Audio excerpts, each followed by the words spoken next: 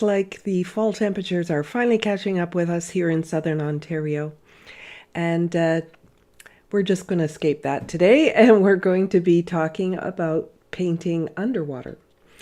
So let's take a look at what I'm going to be demonstrating here. Okay, so this is the reference picture. That link is actually underneath the video here as well. So if you want the reference picture, that's where it is. And I'd also like to share with you a couple of other images that I have done in the past of underwater images. And I've got these two scenarios. This one's going to be a little bit different because it's going to incorporate some of the coral reef. But let me see if I can just maybe bring in that image. Just give me 1 minute. I should have done that before, but I did not. But I'm going to see if I can bring in the images that I used for these, because I'd like you to see how I transformed the image to what I actually painted, because I think that that's a big element here. So let's just take a look here, and just give me 1 second and I'll dig this up.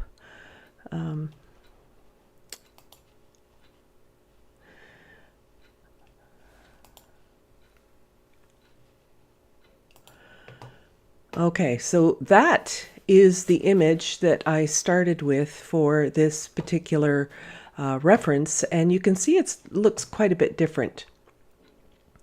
So, you know, it was pretty washed out, a little hard to tell, and even the reference that I'm going to be using today is the main subject, of course, the fish, really aren't standing out that much. So there's a couple of things that I'm going to do. I'm going to play a little bit with the values. I'm going to play a little bit with the color, and see if I can get things to pop a little bit more in my painting. So so that's the plan here. And even my shark image here, this was my other image. Let me just hide this one. 1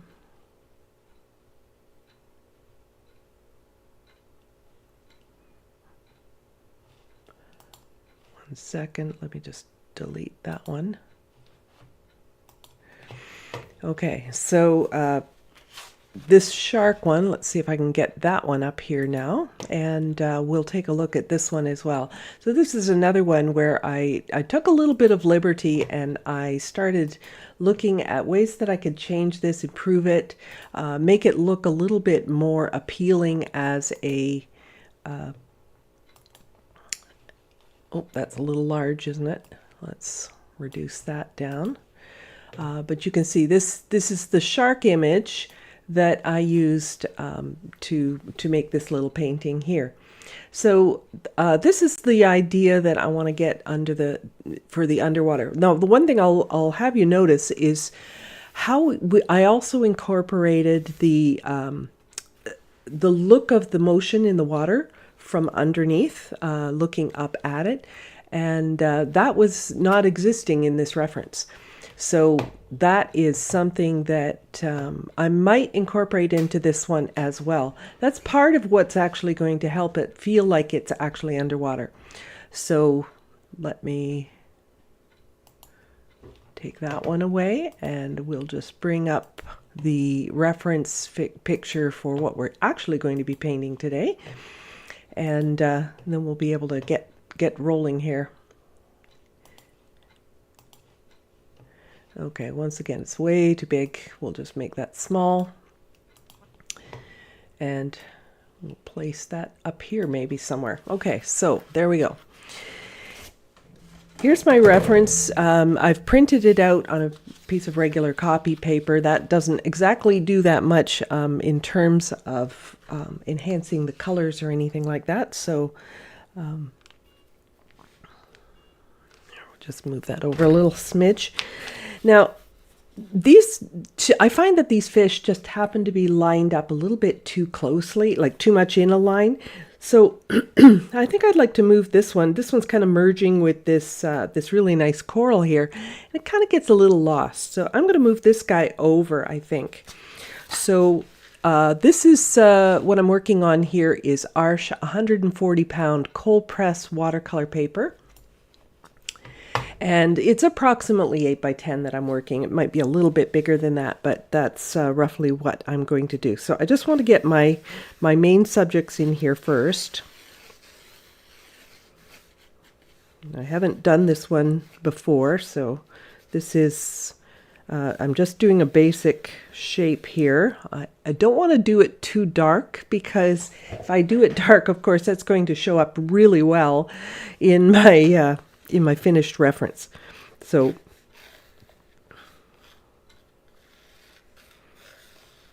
now I do not have scuba gear, and I do not go underwater other maybe with a snorkel, but not with scuba gear. So I have not, this is my reference picture though, and this I was able to capture because I went to the aquarium, like the public aquarium. And so I'm moving the fish around a little bit. I'm also making them just a little bit bigger for this demo. All right, so now I have some coral, and I'm just going to put in a couple of lines for that. And I have this really, I think this is like a brain coral or something here, and I'm going to put this across here. And as for the rest of these things in the background, I want them to feel further away, because that's going to make my fish feel like they are actually closer. And what I put in the background, I'm going to really dull it down as well, and make it maybe not so crisp and clear. I do like this little green guy here, but I don't want him to intersect too much with this. So maybe I'll just put a hint of him, this coral back there.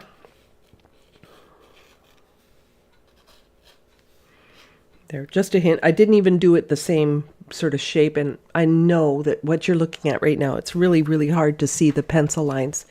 But as I start blocking things in, you'll see a little bit more clearly. Maybe if I zoom in a bit more, I can actually get rid of my head. I can take my head off there. Oh, wrong one. Sorry. That one. There we go. So now you don't need to see my head. And I can zoom in a little bit more. Now the camera's going to have a little trouble because it doesn't like white paper, but we'll see what I can do. So I kind of like this configuration now. I still want to make this one my main focus. So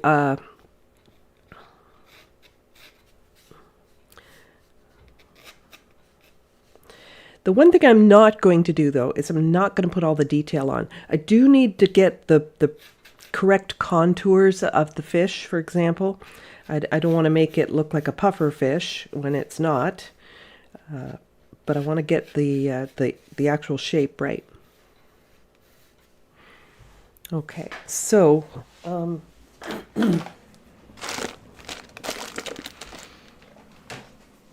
just going to take a little bit of this off, and now to make my life a little easier, it would certainly be simpler if I just masked out the main fish.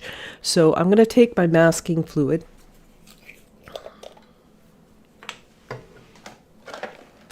a little bit of soap for my brush, and I will use my masking brush and just mask off those basic shapes there so that I can paint the background much more easily, right?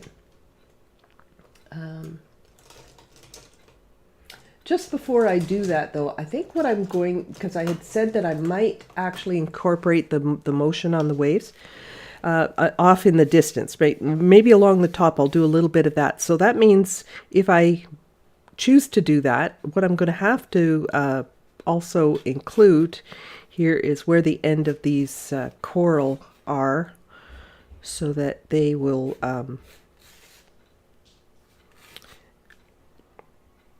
that will run off the page, and I know where to take the rest of the faraway water.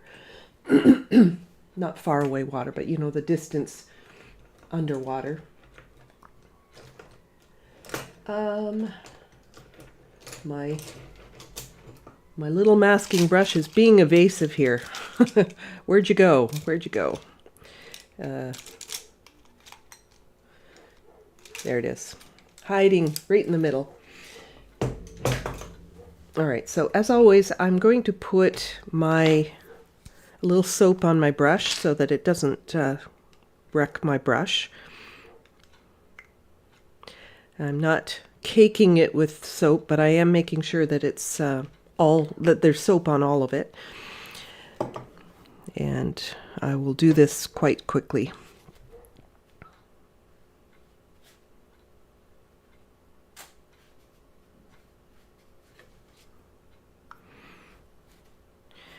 These fish have I don't know what kind of fish it is. It's really cool though. It has like a very translucent type of fin on it. And since it has this translucent fin, I think I can do that afterwards with a bit of white paint. I'm not going to be too concerned about just using transparent color here. I will use a little bit of white. It works well for things such as this. It's a small detail, so I'm not going to worry about it, but I do want to keep these fish separate from the background. So make sure there's no pinholes in that. Cover it well. My second one,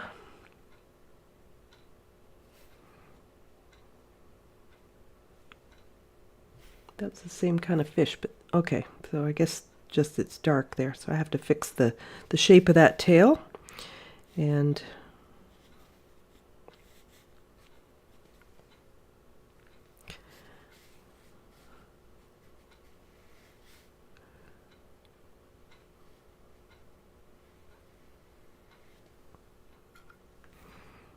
very interesting looking fish.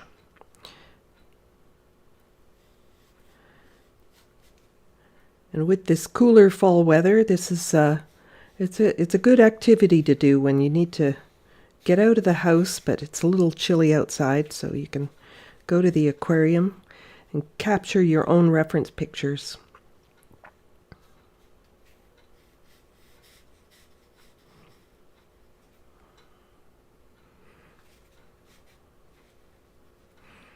This fish here, this one has a lot of yellow on it, so there's no way I'm going to be able to paint that background easily and maintain that nice bright yellow, unless I actually paint around it, which would be pretty inconvenient as you're working on something like this when you're trying to do the background. Some people don't like masking fluid, but I find it quite helpful.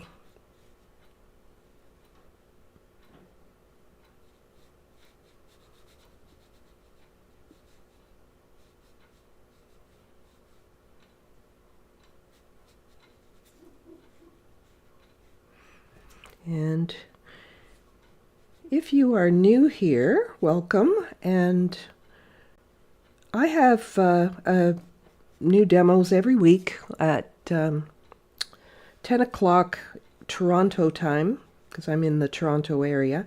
And every Wednesday, or pretty much every Wednesday. I'm saying that because I know it might be a little touch and go next week. I will be away from home, and I don't know what the Wi-Fi is going to be like. So next week may be a little bit touch and go, but usually I'm here for every Wednesday, and I have quite a library of demos now. So there's probably about 200 of them. So if you go to my channel, Shelley Pryor Fine Art, and you click the live tab, you're going to see all the archived demos that I've done in the past. Now, right now what I'm doing is I am masking off a couple of these corals so that I can put this dark area in behind this. And I don't have to do the whole coral, but there are some areas that I really want to make sure that I keep separate from what's behind.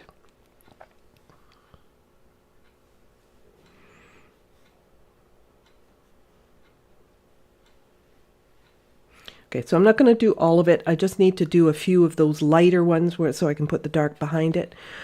Typically, I don't worry too much about things like little details like that. But if it's a light area with a dark behind it, and it's a weird shape like these long lines, that's when I'll use my masking fluid. I'm going to use it a bit on this odd cactus-shaped coral as well. Now, if anybody out here is like a bit of an expert on all of this kind of coral and fish and all of that sort of thing, you're probably going to be a little critical maybe of the accuracy or inaccuracy of what I'm doing, but this is the artistic interpretation.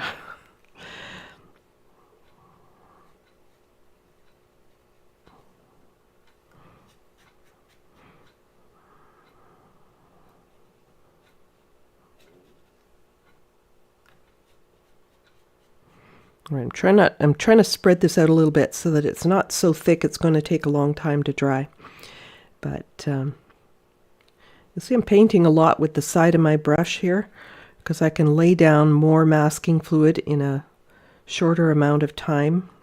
If I do that, there we go. That'll be good. So I'm going to give that a minute to dry, and while I'm waiting for that to dry, I'm going to go over to my palette and start thinking about colors that I'm going to mix.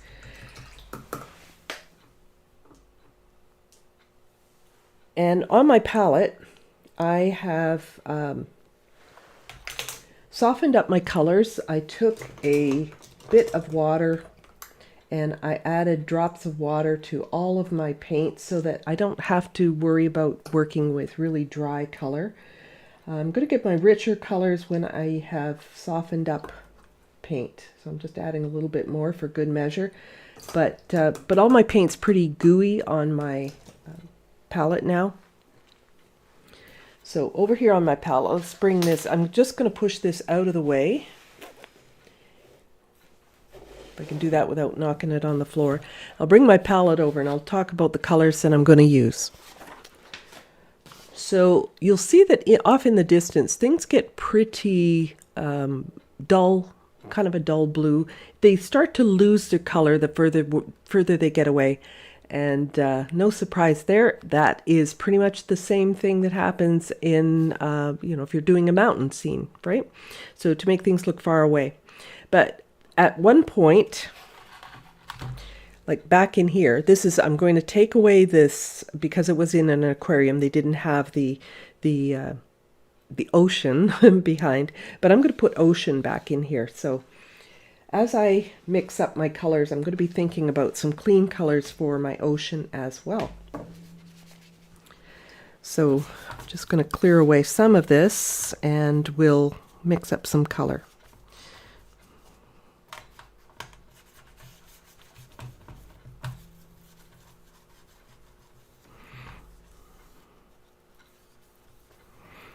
So I'm thinking about maybe using some indanthrone blue. Indanthrone, that one is a core color that I have. I don't have all Da Vinci. I mostly have Da Vinci, but sometimes I have other brands, and that is a core color. Core watercolors are made by Golden Paint Company. All right, so I'm going to get, I need to cover a pretty good area. So I'm going to use a fairly decent sized brush. This one's about the size of my pinky, but I could even go larger than that. In fact, I think I will. So let's go a little bit bigger. And this is my indanthrone. It's a nice, rich, dark blue. And I think that that's going to work out quite nicely. I probably use that on my other demos, which I think I'll put out of the way. And this indanthrone, it's like a nice, a little brighter than a denim blue, but it's good and dark already. So that's going to save me a little bit of work trying to do that. Now, if I want my fish to stand out, would it be beneficial to make my background darker or maybe lighter? Those are things I'm thinking about, and I will consider whether or not this is going to enhance the fish or not. So this fish is kind of darker on the bottom, because of shadow, right? But the markings are light. It is darker on the top, but parts of that are lighter because of the direction of the light hitting the fish. So I'm thinking I will go a bit darker back there, and hopefully that will show up quite well. And these fish here, I think having some good dark, like this one stands out against this dark quite well, and this one of course does, because there's a higher contrast there. So I'm thinking, before I even put any paint on my paper, I'm thinking about what I need to change in order to help things get a little bit more like make things stand out that I want the viewer to see. So I'm going to be using, I think, I will use some cerulean blue as well. This one is a hue. It is actually, I recently looked it up for someone, and it actually a little bit more transparent than the genuine cerulean blue. And so this one is a hue. Sometimes the hue gives you more of what you want than the actual genuine color, is what I was going to say. Butterfly fish. Oh, so you guys are looking these things up. Oh, good for you. Okay, so clown triggerfish, or now which one is it? I don't know. Agata says clown triggerfish. No, then you've changed it to butterfly fish, or maybe that's each of the two fish I have. Anyway, let's carry on. And now to dull some of this down, I'm going to use a neutral tint. It's a gray, right? So I'm going to use grays to dull this down and push it back further into the distance for to help the fish come forward, right? I mean, they're not physically coming forward, but visually they will come forward. A hue. A hue is a substitute for the original. It's often made from a mixture, and hues are made for a variety of reasons. Sometimes for toxicity. Maybe the original is more toxic. It could be that the original is very cost prohibitive to manufacture, or there might be a shortage of a particular original mineral or something that is used in making the actual original pigment, or sometimes they'll make a hue to make it more make the paint more stable than the original. There's a variety of reasons that companies will do that. One of the reasons, of course, is that the paint companies are under pressure from the public and other entities to create things that are less toxic and safer for us. But anyway, so we are going to take some of these colors, and I'm going to start putting them back there. Now, for this background, and to get the effect that I created here with the water, with the light passing through the motion of the water surface, I want to first wet this area here, and then I'll start dropping in some of the little waves and things in there. I have to make sure this is dry. Can't paint if this is not. So it looks like it's dry. My paper's not stretched, so it's not the flattest ever, but I'm going to wet this.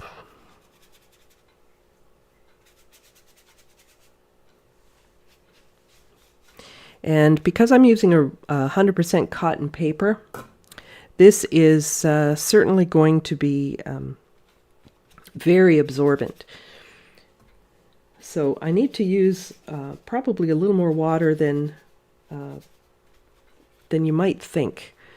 Now, as I put the water on, and I did mention that my paper is not the flattest because I didn't stretch it. I took the back of another painting and I just, that's what I'm using for this demo. But I'm going to get my reference close by here. All right, so I'll be coming down into here, but I'm not as worried about what's down here. I'm not as worried about here either. I really don't even want those dark blues to run into some of these, so I'm going to just begin with some of these dark little waves. Now, before I just dive right in, there is something that I need to do. I need to look at the shine on my surface. Now you can see, look at this drip. I don't know if you can see this drip running down. My paper is too wet. I'm waiting now for a little bit of this to soak into the paper, into the actual core of the paper, so that the actual surface isn't as sopping wet, but that moisture, like if I let it seep into the paper, that paper's going to stay wet a lot longer. Maybe not the surface, right? But the core of the paper is going to stay wet longer. So if I want to put this on without rushing, without feeling rushed, that's what I'm going to do.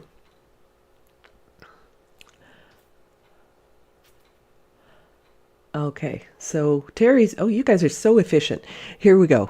Terry Harper says, the small one at the bottom is a threadfin butterfly, and the large polka dot ones are a triggerfish, the state fish of Hawaii. Oh, I did not know that. See, I learned something.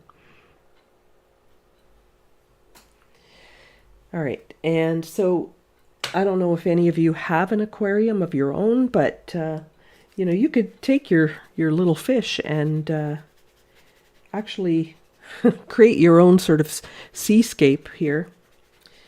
So I am redistributing this water because as the paper's wrinkled, it settles into the low spots, and then I get a puddle, and then the higher spots dry quick. So I'm just redistributing this water here. All right, so it's less runny. You can see it's getting a nice uniform shine. I hope you saw the difference there. And I think I can go in, as long as my brush isn't overly wet, I can go in and start creating some of those, some of the ocean. But I'm just doing a little tester first. I want to make sure that when I put this on, it doesn't start spreading, because it can surprise you. So this is a shape that I'm just going to repeat a number of times in various sizes, and I have to make sure my brush isn't too wet though. I've got the paint on here, but I often grab from the edge of the puddle because that's usually less wet. These are things that eventually become sort of subconscious. You don't even have to think about it, but if you're not used to it, you do have to think about it. So you just have to repeat the process until it becomes second nature, like a lot of things in watercolor. I've got a little bit of a puddle right here. I'm just going to blot that.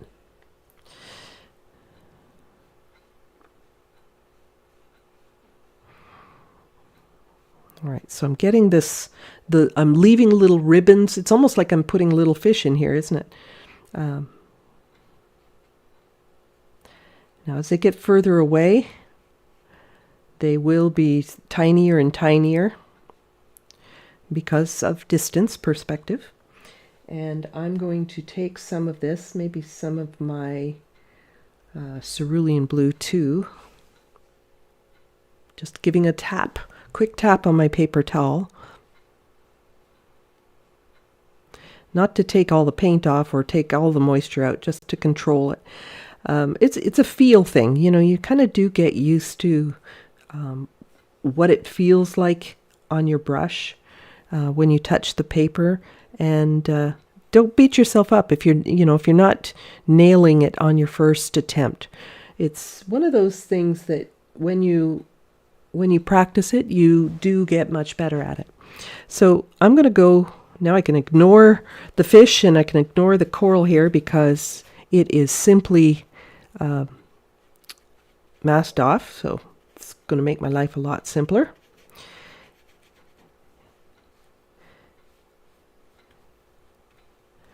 There we go. So that is the water, and I suspect this water is going to get pretty dark as it goes far away.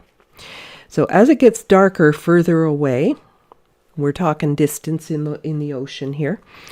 As it gets darker further away, it's going to set things up for allowing me to make the coral here have some light on it.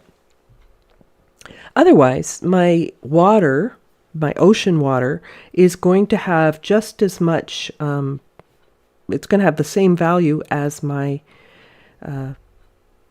coral in the foreground. So that's not going to work out very well.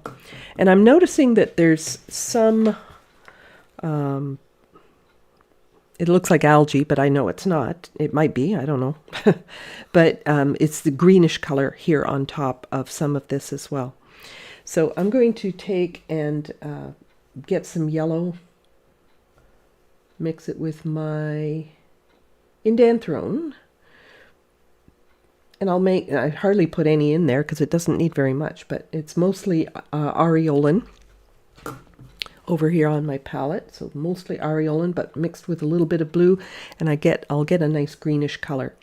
So let's take and dabble a little of that along the top. Should have taken a little extra off my brush here.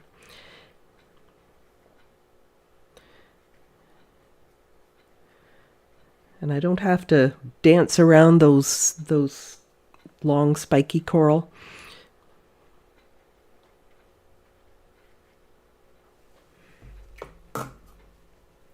But now I am going to start adding in more of this sort of blue-gray in here. It's just mixing the two. I'm mixing my cerulean with my indanthrone to get kind of a greenish gray blue.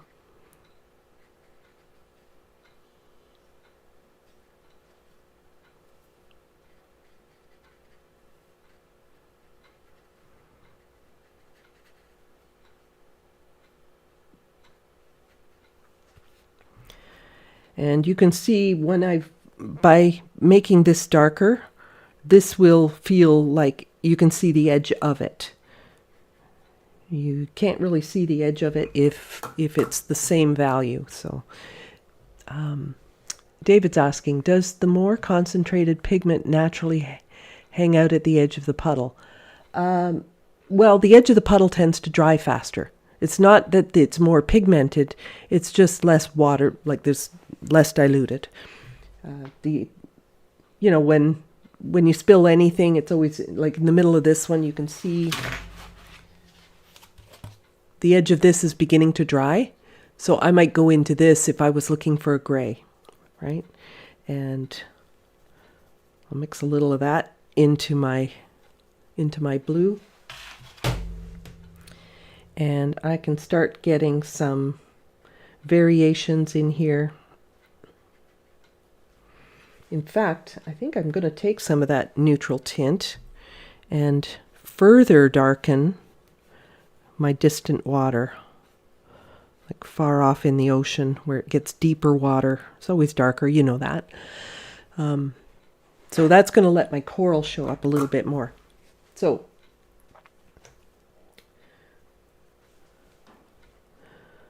this coral down through here.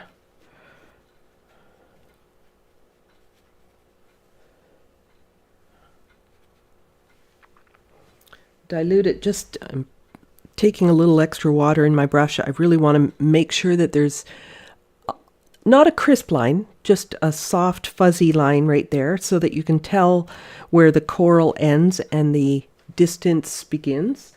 So I'm setting that up, and things like the type of edge you're using and the value you're using, those to me are some of the most important things in your watercolor painting for success. Having the right kind of edge will give you the right impression of whether or not something is distant or forward, like basically in focus or not in focus. And so that allows me to do that, right, is to change up the value to create the effect that I'm looking for.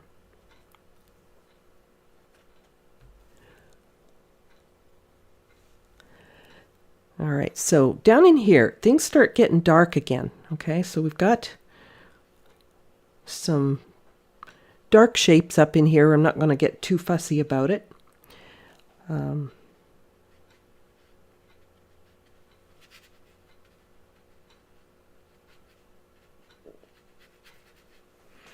getting a little bit more of my indanthrone because I want to get fairly dark down in here, and I can tell my paper's beginning to dry.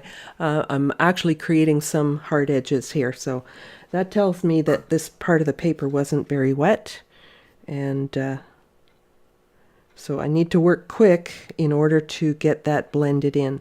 So I just dampened my brush and got some of that in there.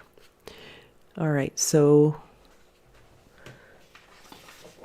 getting a little bit more of that greenish stuff going on here. So coming back to some of my green color. And then there's like a sponge coral here. I think that's what it's called. Sea sponge, I guess.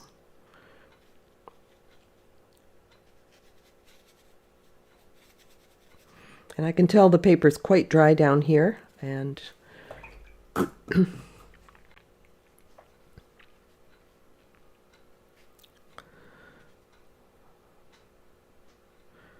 I'll just work around a shape there. All right, so we're starting to get some form in. It's very vague at this point, and I'm going to do that.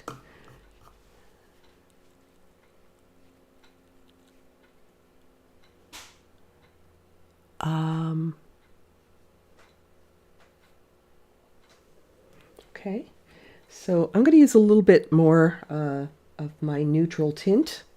A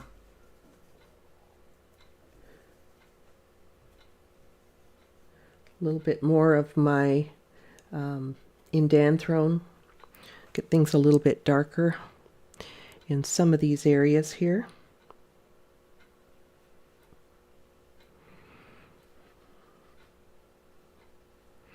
So what I'm doing right now is I'm working into what's already still damp, and I am creating deeper shadows. One thing that's always going to happen when you work on wet paper is things are going to dry far lighter than you think. It's almost a guarantee. So you have to sometimes go back in and build up your values, and I don't want to do it in 10 layers. You don't want to sit around while I do that in 10 layers either. So I'm going to try to come back in while things are still good and wet. I can still work into this surface. The great thing about underwater, because things are so murky, the fuzzy edges help give you that feeling of the murkiness, and you don't really have to even have that much definition. So bonus, right? And then there's a couple of like little holes in this, so I'm just going to dot with my brush and let those sort of diffuse, and you can sort of imagine how this actually looks out of focus, right? You know, if you kind of blur your eyes, you can imagine this as a coral. Now obviously my brush isn't overly wet. And I might even come back into this distant water once more. I'm losing a little bit of the stuff at the top, but actually it's really nice and gentle. I like how that looks, so I'm not going to try to go back and correct anything.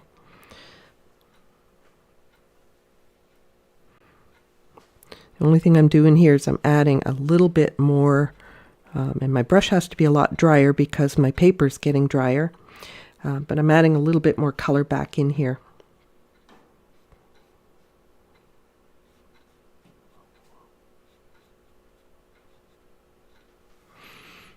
So you get the feeling that this is water, this is coral.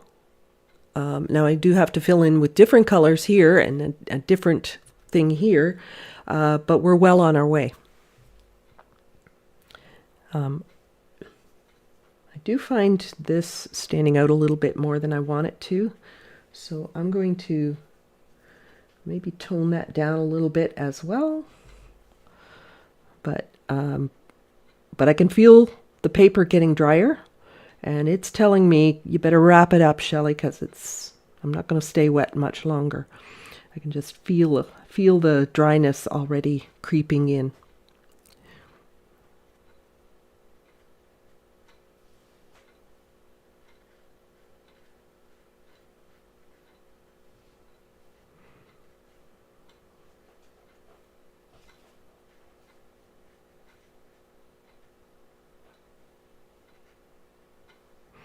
Just dot in a little bit more texture and just let the paper do its thing.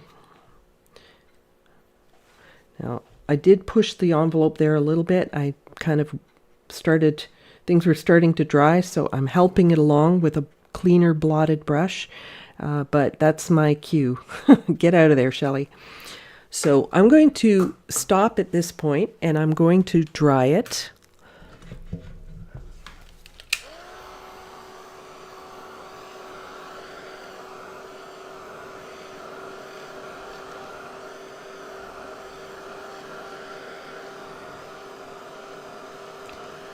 But back to the puddle consistency, the edges always tend to dry faster.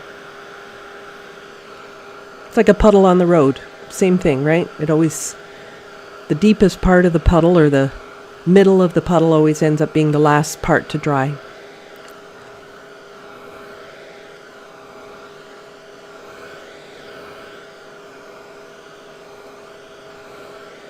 Now, since this is drying, if there were more that I needed to do here, I think I'm going to leave it alone, but if there were more I needed to do, I would re-wet, and at that point I would just add what I needed to. So I would re-dampen everything, very gently, of course, so that you don't reactivate all of this color.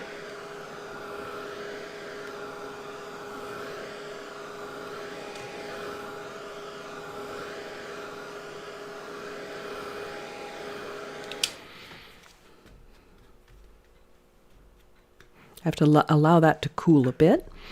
And in my other images that I did, these ones here, I created these sunbeams. And I thought that was kind of a nice effect. I liked the patterning on the shark, on the body of the shark. So I may do a little bit of this, back in here where I can see the wave surface. Might do a little bit of it back there, but I honestly don't want to put too much down here because the fish themselves, like unlike the shark, these fish have a lot of pattern. And if I were to add the sunbeams as well, I think it might be might start getting busy. And I'm really trying to avoid that busy effect. So I will lift a little bit out, but I'm not going to go too crazy. Now for lifting out, I find that using a natural or sorry, a thin synthetic hairbrush. The bristles are a little bit stiffer than a natural hairbrush, so they tend to work a little bit better. When I lift, I do not scrub. Okay, if you scrub, you will roughen up your paper surface. So I will just use just some water on here, and I just wait just long enough for it to soften up the paint, and then I will blot it off. Now each of these sunbeams should come from, you have to imagine that they would be sunbeams, so they're coming from one source, the sun. And so they're not going to all kind of be parallel. They're going to radiate. All right. And so the radiating is the important part here. They also will start off thin here and widen as they come down, just like sunbeams you see coming from the sun. So I might start here, for example, and just put a little bit of light through there and just blot. I want to keep this quite subtle. Now I can repeat it with a gentle application of a second layer of water. But I'm not taking a scrub brush. I see a lot of people doing that. They just take a really, really rough brush and they're like just killing the paper. So if the light is radiating, I just widen the brush, like flatten the brush a little bit more as I come down. So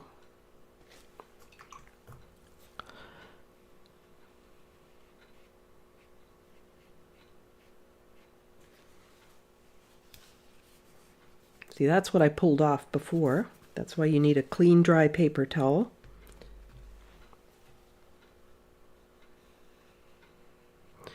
And the important thing about sunbeams is don't make them all spaced the same or same size. They will look really kind of weird. And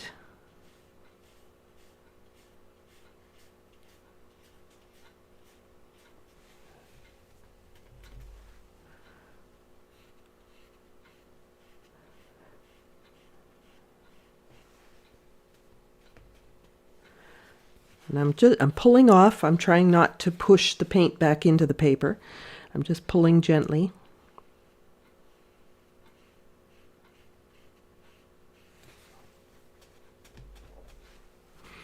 All right, so you can see that that's giving me that feeling of the sunbeams coming through. But I don't want to make it like such a dominant thing that it's going to take away from other stuff. I like that there's this repetition of these lines and these lines. That's kind of interesting in the design element of this. So now that I'm satisfied with what's far away and behind the fish, I'm going to remove my masking fluid, and at least I'm going to leave this one on this fish right now, but I will remove this masking fluid. I can't remove this because I just wet areas, and those wet areas, if I start scrubbing this, I'm really going to harm the paper. So only over here where I know that it's dry, I will lift my masking fluid. So I'm using a rubber cement pickup tool for this lifting. You can also rub it off, but I tend not to do that because it puts oils from your hands into the paper, and it's a little hard on your hands. So Suzette's asking, does it matter which blue you use if you plan to lift paint later? Absolutely. I'm so glad you asked that, because if you use something like a staining phthalo blue, for example, that won't lift. Now keep in mind, I am not trying to lift back to the white of the paper. I'm trying to lighten something. So if you have a fair amount of pigment, even phthalo blue will lighten up as you do this. So you can get the effect, but you won't get back to the white of the paper, but that's not the goal anyway. So yes, there are certain pigments that will not lift as easily. There is in case, like in this case, when I knew that I was going to be lifting color, you can actually use a lifting preparation. I have some here, if I can just show it to you.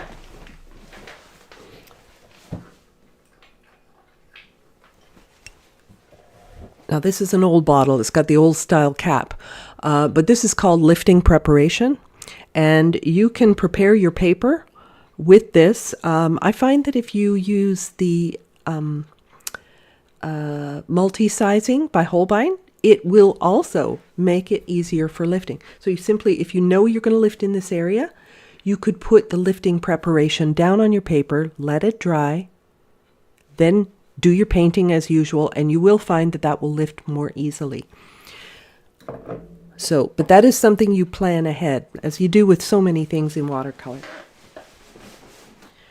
All right, so now we need to think about these coral areas.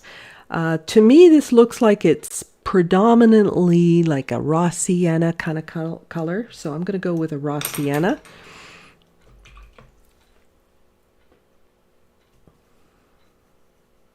It's got to be more yellow than that, though, I think. So I'm going to mix some yellow into this. I will take my aureolin, or aurelian, if you prefer to pronounce it that way. And so I am mixing up, bring this over here. This is my raw sienna and my aureolin combined to give me this sort of yellow, golden yellow kind of color. It's warmer. It almost looks like this gamboge mix, but my gamboge mixture is pretty vivid, and it's also quite permanent. So I'm going to take this combination, and I'm going to use a little bit of green as well, because I'm seeing greens through here as well. So I will take my aureolin and a little of my cerulean blue and make some green. And so I'll be using this combination of green and gold to create my pencil coral. No, this isn't pencil coral. This is some other kind of coral, but it is like pencils. So I'm going to, now I have to paint within my areas that I masked, so I have to slow down a little bit here and paint these sections. But as I get to the bottom, like as I get into this big area right here, I would do the big area first, except I'd have my hand in the paint as I'm trying to do these small bits. But it's not a problem. As long as I keep this lower edge here, if I keep that wet, I'll be okay. I'll be able to blend that in without, any hard lines or anything. So I'm just going to come in here and paint some of this in.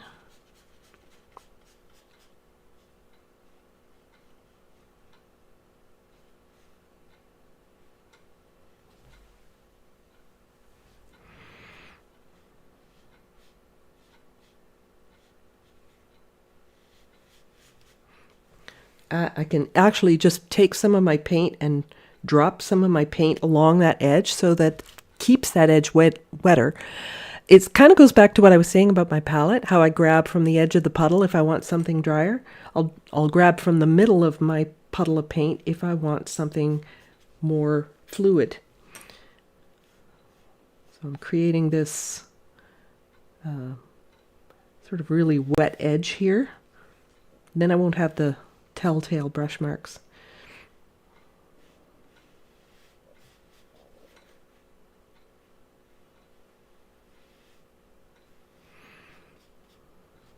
This subject matter was enthusiastically offered or suggested, so I hope it's what you had in mind when we were talking about underwater, but if not, you can be a little more specific and maybe we'll get to the bottom of it. I'm going to go right through that green because this isn't going to really cover it up too much. I'll go around this one, this coral at the bottom, because it's going to be a different color. And it needs an edge, so I'm going to just paint this in here.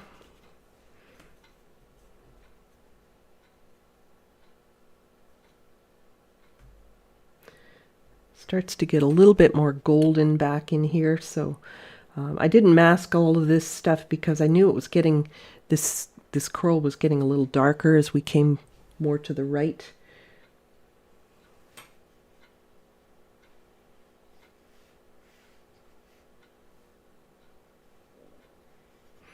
And there's even crisscrossy kind of things going on here.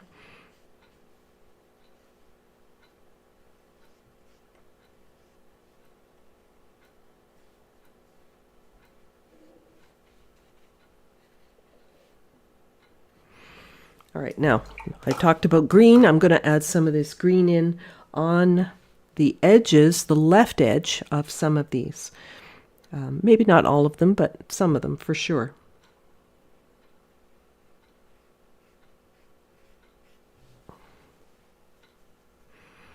Might have to wait for that to dry just a little bit. It's wanting to spread a little more than I intend. So I'll make a little more paint that's less runny.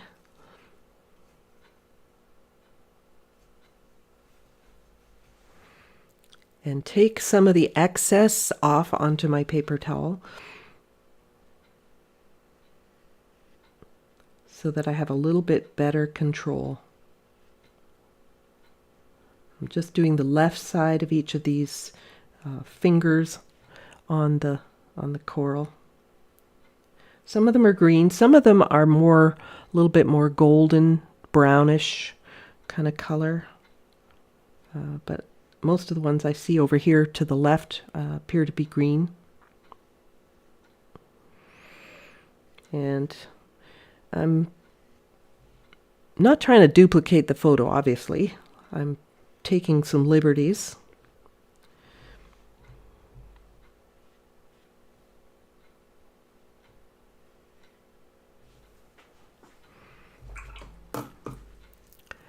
And some of this I'll end up kind of coming back in after it's dry, but for now I want to get at least some sense of what's happening with this particular coral.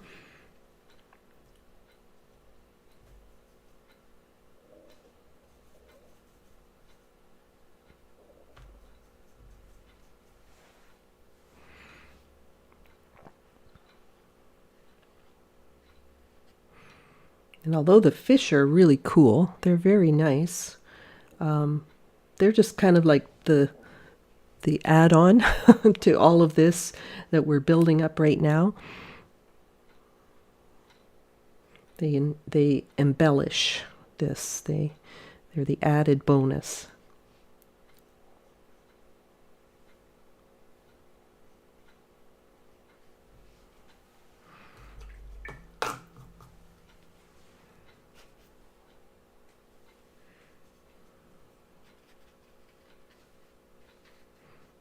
Lots of greens and things down in here, so. And this coral right here in the corner, this is a real yellowy green down in here as well. So I'll start with this areolin.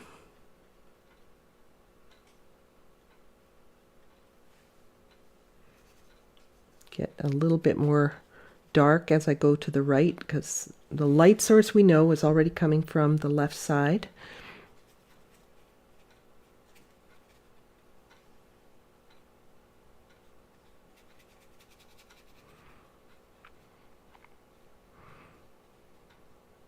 So y'all planning a trip to the aquarium now? Cheryl said, could I paint the background by pouring paint? You could, but you wouldn't get I don't think you'd get all the nuances. And the problem with pouring paint is that you can't really control the edges. You're going to get very crisp edges where the masking fluid is, and then you'll have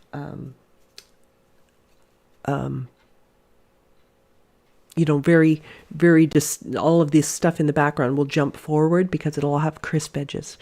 So that's not really one. It's a fascinating process, though. If you haven't seen any videos on how to pour, it's difficult to do a video on that, actually, because the process is quite lengthy since you have to do many, many layers of the masking fluid. Now, down here, I just added a little bit of the neutral tint. I'm mixing some of the neutral tint with the green so I get some other variations and can create a little feeling of texture on this. But just dabble, dabble, and that's my coral.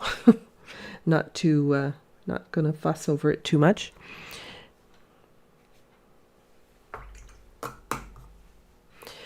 I'm going to leave some of this to dry while I come over here to this big one over here on the left-hand side. And it's a real turquoise kind of color in here. It's really quite cool. So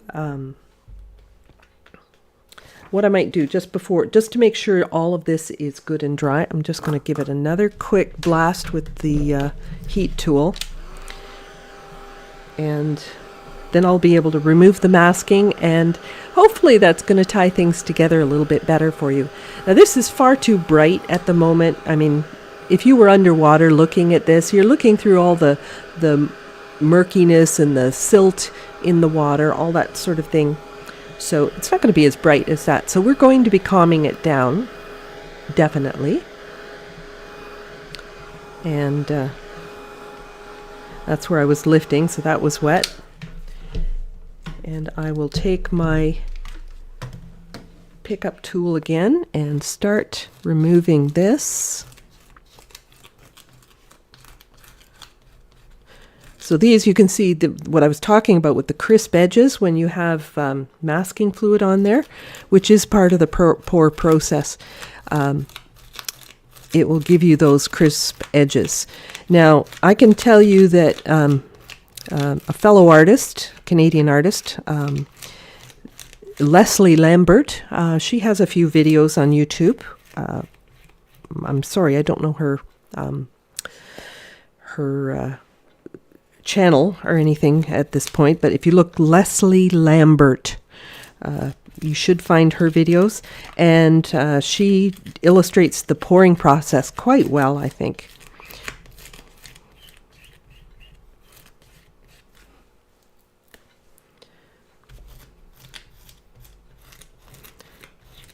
Does seem like a natural thing to use for underwater, though, doesn't it?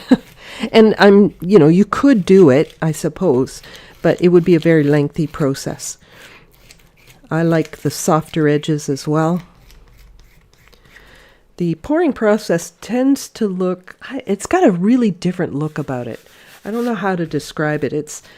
I wouldn't say totally graphic, but I guess it feels a little bit more graphic than realism,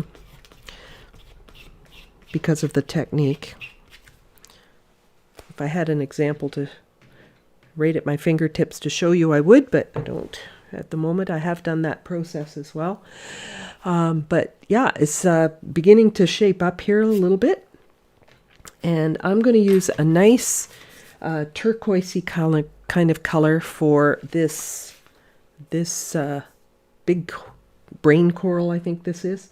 I'm going to use a color called cobalt turquoise. And it is a gorgeous color that I bought just for painting the sea, right? Especially tropical type sea kind of thing. Now, as I put this on, it's going to seem like it's like crazy bright, but I will be toning it down. And this is just paint out of the tube that I'm using. I haven't mixed it with anything, but I'm starting off with a very bright color. I can work quickly. It's a simple shape, so I didn't wet this area first. There's no need. If I fill up my brush and just paint it in there quickly, I don't need to wet it first.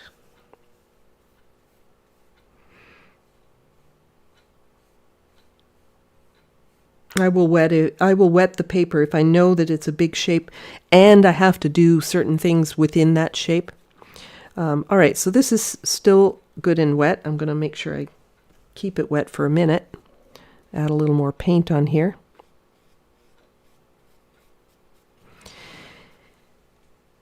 And I'm going to take some of that neutral tint, not the really wet stuff, right? This is pretty, this isn't a big wet puddle. You see if I can actually kind of paint on my palette with it. Then I know that it's not really wet. And I can start painting in some of these squiggles that are going to give me the feeling of the brain coral. And it's just like a lot of little worms, bigger in the foreground, smaller as it rounds, goes over the shape.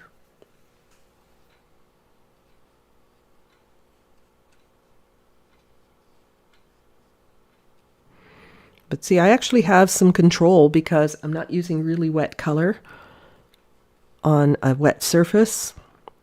That's when you lose control, using really wet color on a wet surface.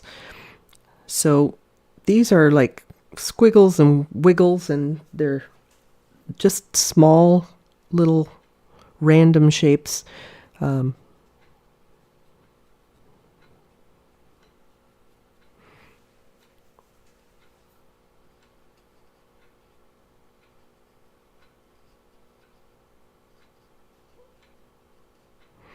But I do need to get this in here fairly quickly if I am planning to get it in before it dries. So I'm in a race with the clock here. Once it starts to dry, I won't get the same, I'll start getting hard lines, which I don't want. So I need to get moving here. I could re-wet and continue if this does dry on me. And as I go further back, these are getting smaller and smaller, these little squiggles.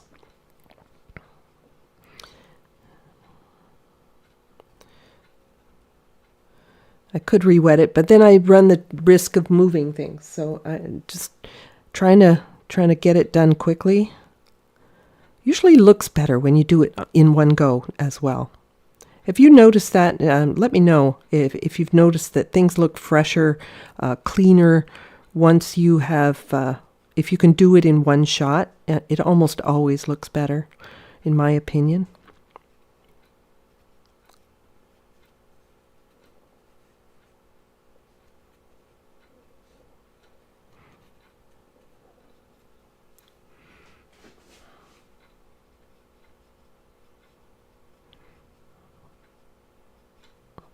I may lift a little bit of this out afterwards, but oops, I'm starting to dry here. So I'm going to take and just dampen this quickly, just a little damp. I don't want to make it sopping wet again. That will just make a big blossom. And I'm going to continue on with my squiggles to get this finished up. But that little bit of dampening didn't move the paint. I mean, the paint was starting to dry, but it didn't move the paint enough that it was going to be a problem. But it's enough that I can continue doing these little shapes and have them very soft.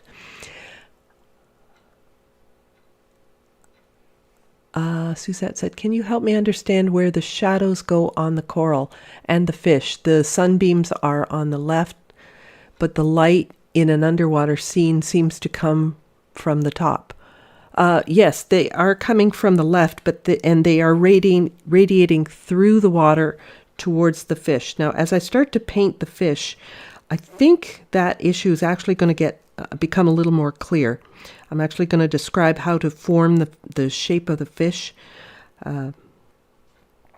Underwaters can be very tricky because of the lack of light in things. So having the light come through the water, like if you were truly a scuba diver and you were down deep, these things would be very murky, very difficult to see.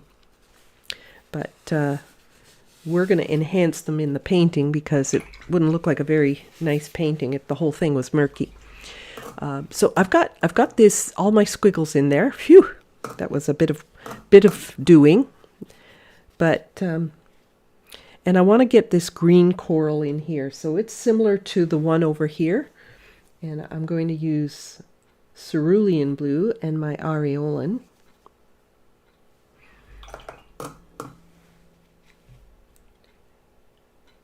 Lots of cerulean. It's quite yellowy green. And once again, I have to paint inside the lines. Let me get this a little wetter so I don't have brush marks. So I'm going to paint inside the lines that were masked off, obviously.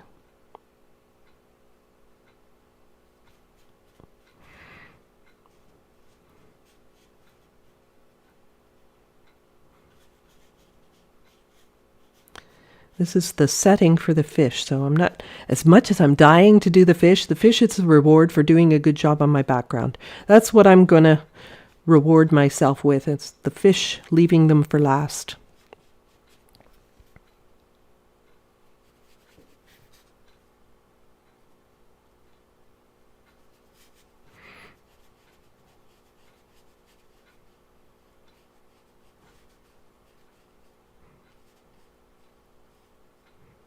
And this again, kind of a weird shape. I'm just working quickly rather than wetting the area first.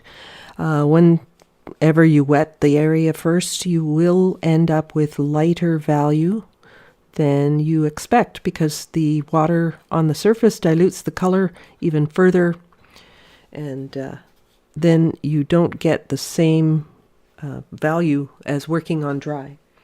So to darken this, I will grab a little of that neutral tint. Now, I'm using neutral tint a lot, partly for dulling, but also for darkening some areas. So I'm going to come up into here. Oh, I think I might even put a little bit more cerulean in this. Don't want it too gray. There, it's a little bit of cerulean in there. And I'm looking for the darker shapes, you know, these darker little areas on the coral.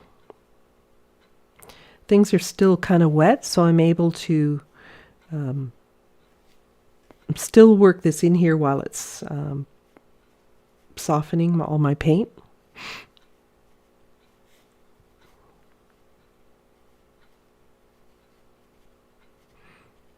Dabble, dabble, dabble down at the bottom. I'm going to take some of that off my brush, and just with some little marks, I'm going to get some of the texture on this coral as well.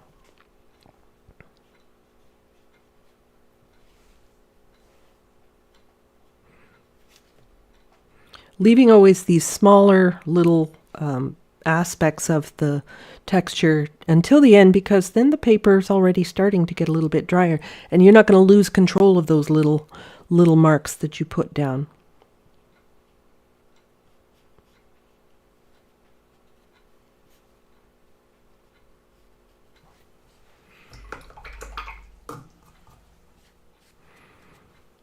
All right.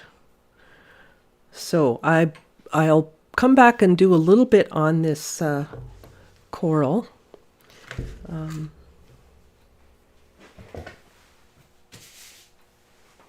so I'm going to come back in and darken some of this up. I may even come in with a bit of, I can get this darker with a bit of burnt sienna, create some darks in here.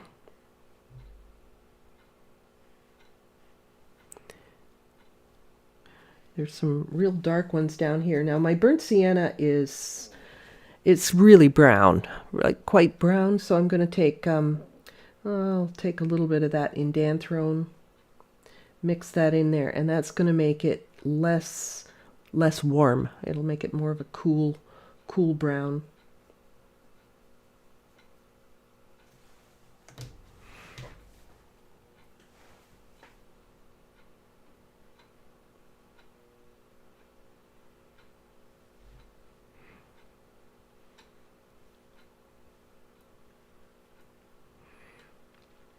Now these little coral bits, I'm trying not to make them so straight like a pencil. Some of them are pretty. It's like those little sticks that you would get at the candy store, and they're all covered in sugar and they're all bumpy. It's kind of like that sort of a texture. So I don't want to have the edges of it really smooth and perfect. I think that would kind of ruin the effect.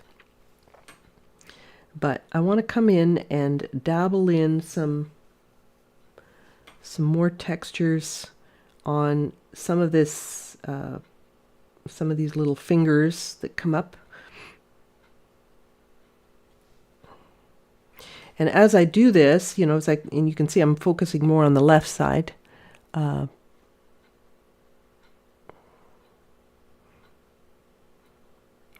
It is helping to create that feeling of that texture.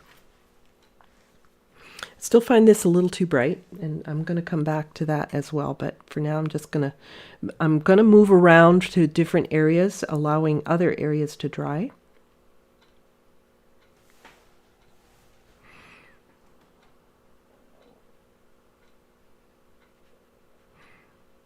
I'm trying to think of which ones go in front and which ones go behind. So I may have to sort of jump over something. If I feel like this one's in front or something like that, then I would have to jump over a spot. I may do some of this even with the green, a little bit of green here.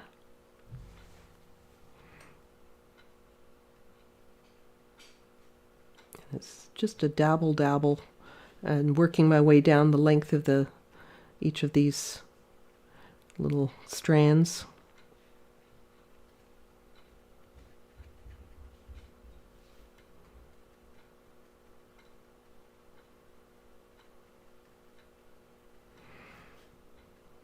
It's all in an effort to get the right texture.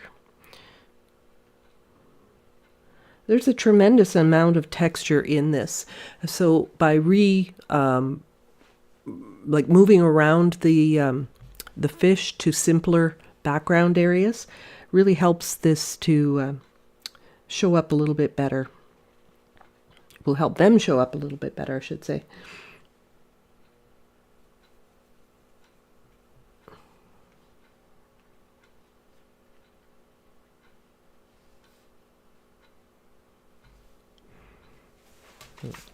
Bring this down here, get a little bit of a closer look at my reference. Sometimes I get on a roll and I forget to check my reference, so I'm going to just bring it down a little closer to me so I don't mess up too much.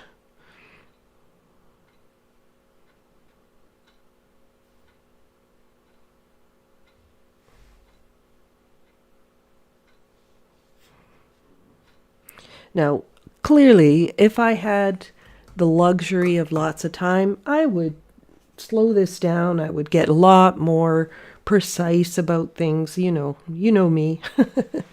I like to fuss.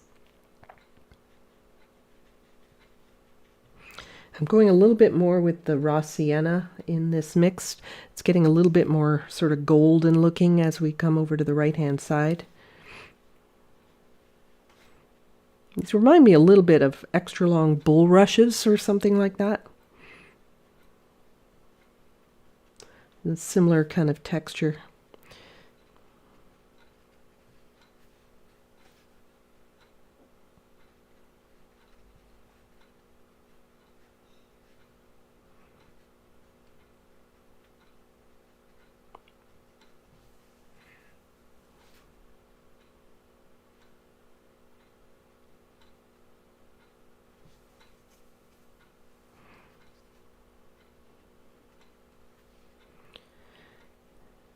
And I'm trying to get through this quickly for you so you don't have to fall asleep while I'm doing this. But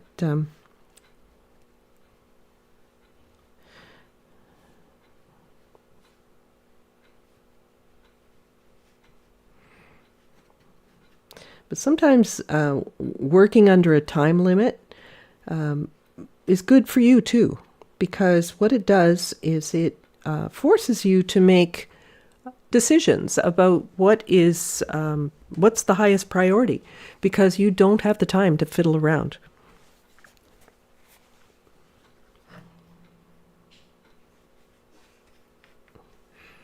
Okay, so we have some, I don't know, dark shadows or something down here. Gets a little bit unrecognizable. I mean, it's an unfamiliar scene. I don't spend a lot of time underwater looking at coral, so it's not like I'm intimately familiar with this scene. I have to rely mainly on what I see. So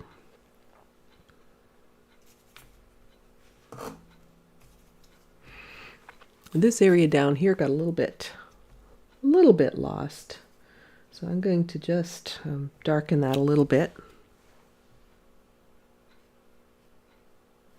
with a bit of neutral tint and mixed with my green.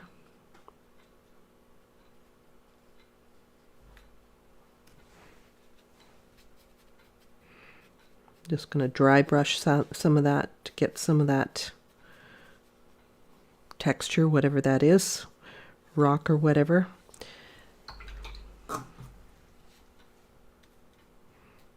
Then just dampen it to mush it together a little bit. There's a real technical term for you, mush it together. All right, so I'm liking that a little bit better. In terms of toning things down, I feel like this looks like a flat planet or something that is here. So I'm going to do a little bit of lifting in just a few areas here in sort of just the blue areas, not the dark areas that I put down, just in some of the lighter blue areas. And I'll blot with my brush, or my paper towel, I mean. Dampening with my brush and lifting with my paper towel.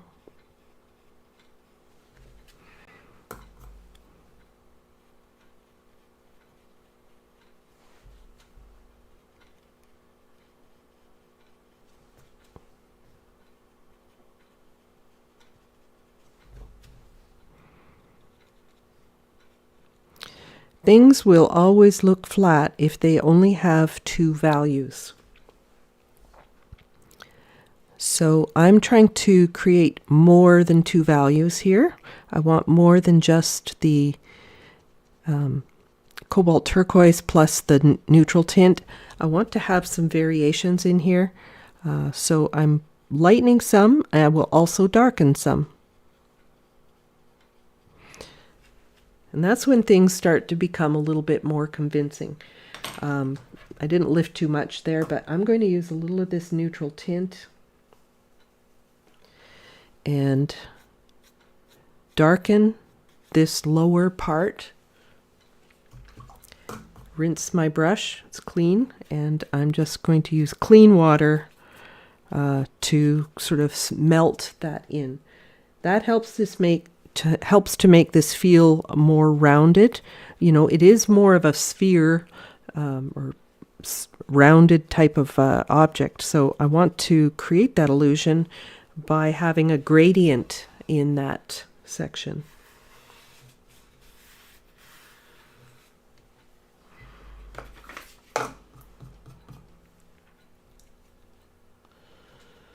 All right, I think I'm just about done with the background here, and just the only thing that looks kind of unfinished is these little bits in here. So I'm going to just dry brush a little bit in here, maybe get some texture, and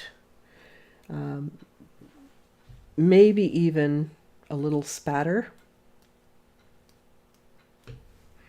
Wipe it off of the one in front, but maybe a little bit of spatter. And you notice how I'm covering my fish so I don't spatter my fish.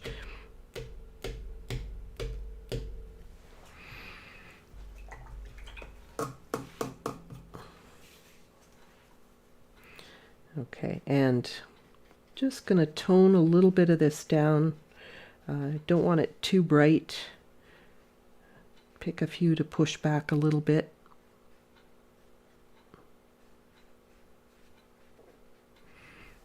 There, that'll be fine for this demo. I'm going to dry all of this.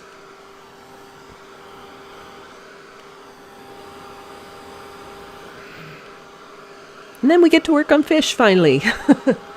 So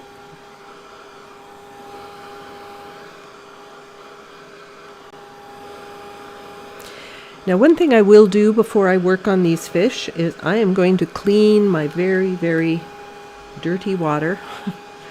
I want to make sure I've got a clean area to work so that the fish have this nice vibrant color. Any lurking paint left over in my brush or in my water will muddy up my fish colors.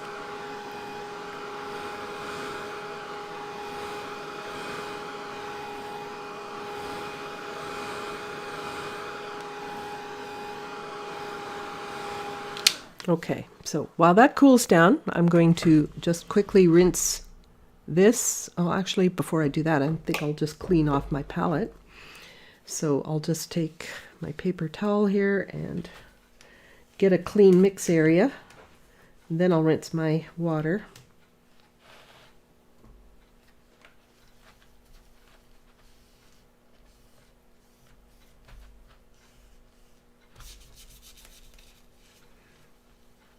Might be using a little bit of that sort of dull gray, so I won't take all of that off.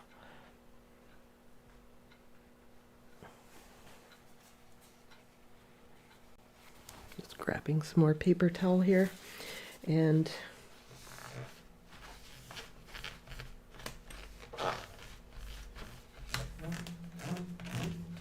okay, so I've got a clean mix area. I'll take my brushes over, give them a rinse. I will get some clean water and we'll be ready to finally start painting fish.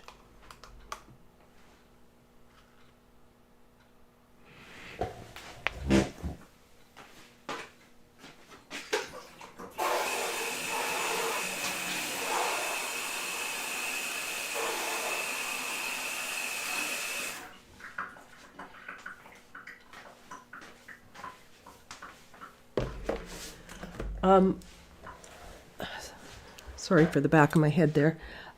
One thing that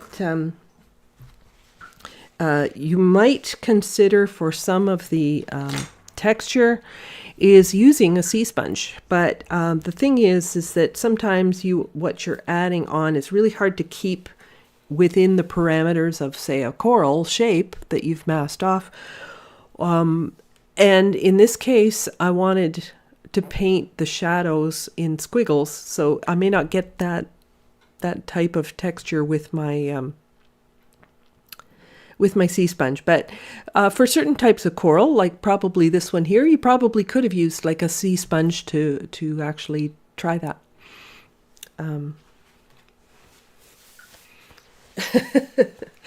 Yay, fish time. So okay, so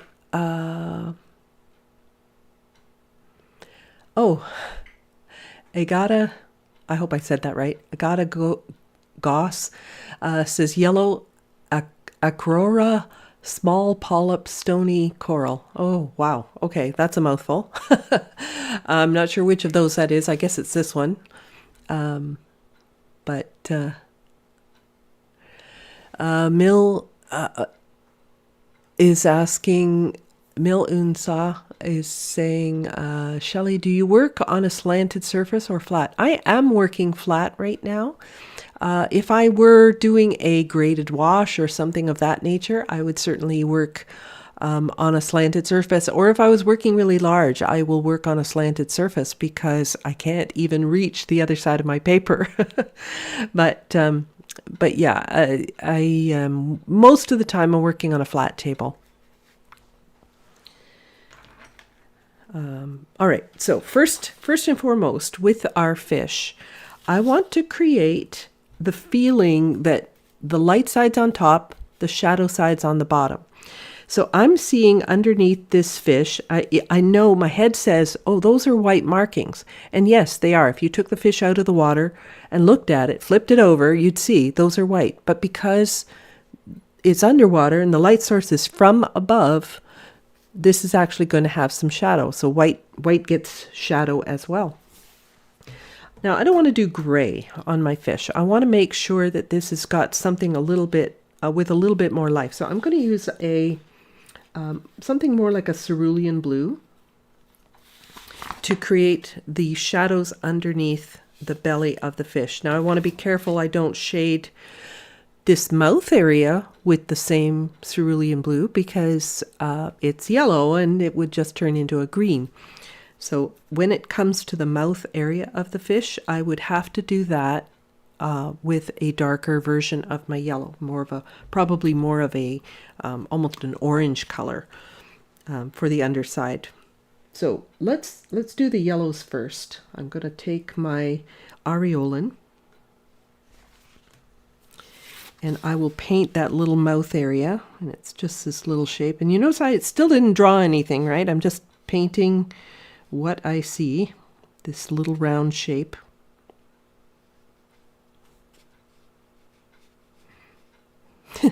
This little fish has his mouth open like he's singing, but there's no bubbles coming out. So on the lower part of that, now yellow is a weird color. You can either shade with a warm color or you can shade with a cool color. So you need to look at your reference to see which way it goes. Let's zoom in and you can see as I paint this little fish. And I'll paint both of these at the same time because there's no sense in just repeating everything from the beginning. And while everything's still clean, I might as well even do the yellow on this fish. A little bit over the top here.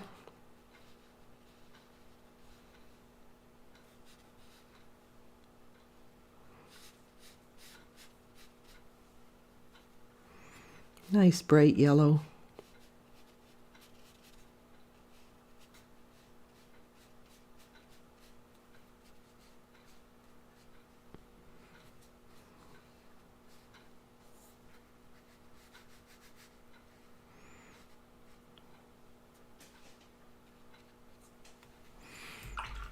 Okay, so now my yellows are fresh, they're clean. I'm able to do that. Now I'm going to take this one's a gamboge that I'm using here, and I'm going to use gamboge for darkening underneath the mouth area, only because this, I'm trying to imply the light. Now this fish is flat, so we're not really seeing a lot of shadow underneath this one, but this one will have a little bit of shading underneath there. And now the cerulean under the belly. So I'm going to come along with this cerulean, and it's going to look like it's like, what? It's too dark. It's going to feel that way right off the bat.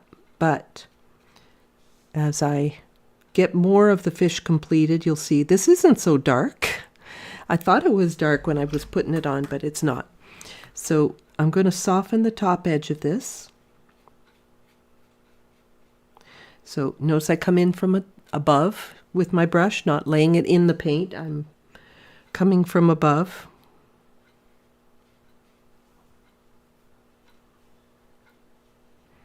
And I'll go right up to the yellow. I know there's some dark that's going to go in there, some dark markings, but I don't need to worry about it right now.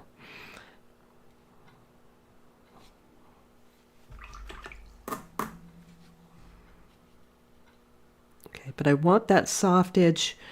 I want this upper edge soft to make the roundness of the fish. It won't feel round if you've got a hard line there. So this fish,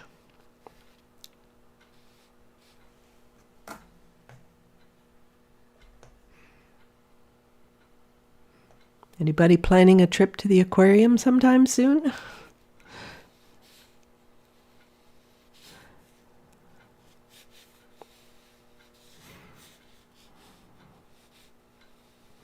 Part of what's going to make this underside of these fish feel so blue is the bounce up color from this coral. That's not entirely it, but that's a big part of it.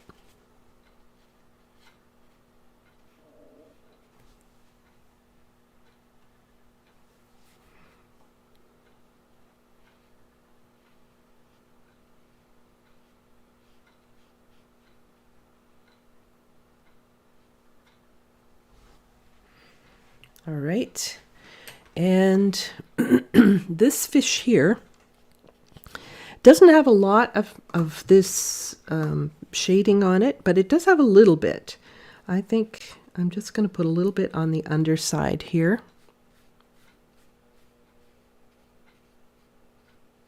I'm being careful not to go into that yellow so that it turns green on me. I don't want that. But I do want to have some soft, little bit of shading here. So I'm going to rinse and blot and soften this edge. So far they have all the same coloring, but that's going to change with the patterning and everything. Actually, I think this could actually come up a little further.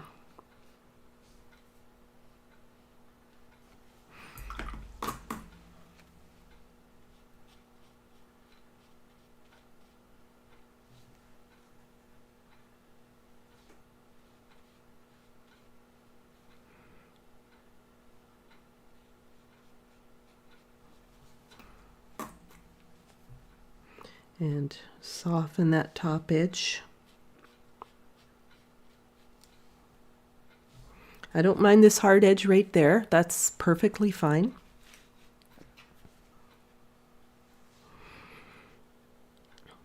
And I need to make sure that that's dry before I start putting any details or anything on this. So I'm going to give it a quick blast with my dryer. I'll zoom out a little bit now.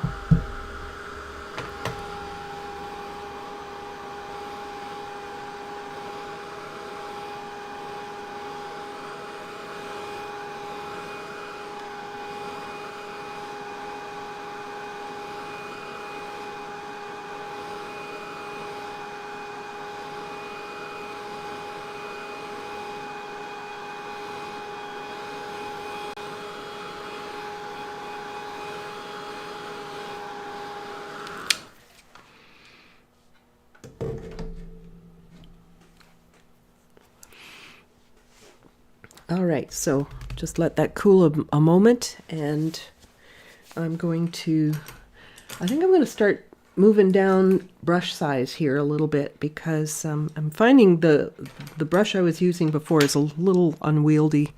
It's a bit strong, a bit large for what I need to do. All right, so I do need to pay attention to a couple of areas here. So I need to not paint over this white here. I want to keep it light on the top of the fish's head. That's where the light from the from above is hitting the fish. Where I know it's dark. It's not. That's not a white marking. That is just highlight. And of course, I have to get this really weird pattern in here. Now, if you're not feeling too comfortable about that pattern, go ahead and pencil it in. But I'm living on the edge. I'm just going to go for it. So I'm going to use I'm going to use a little bit of. I'll use a little of my indanthrone. That might be a little bit dark. I actually like. I'm going to put a little more color into this. I'm going to put some cerulean blue, or sorry, cobalt blue, pardon me. So cobalt blue, and I might even use a little bit of that cerulean blue as well to add a bit of almost iridescence to the, the shiny scales are actually reflecting a bit of color, but I'm going to use neutral tint for a lot of this. Okay, so I don't want it too watery because I want to have it fairly dark, but I'm seeing blue in this printout. I'm sure if you zoomed in on the picture here, I can actually enlarge that a bit, I guess, if I can find my mouse. There it is. I can enlarge this a little bit. Sorry, I can't zoom in on the picture without it just zooming in on the entire picture, but hopefully that helps. And so I'm looking at some blues in here, turquoisey kind of colors, and away we go. So there's a little sort of little white area just by the mouth here. And it goes right under that shape for the mouth, that round face kind of thing. And this is where I'm going to start switching up colors. So I'm going to go into some of the cobalt here, change it up.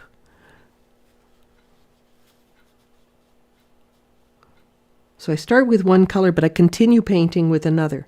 So I'm coming in and making this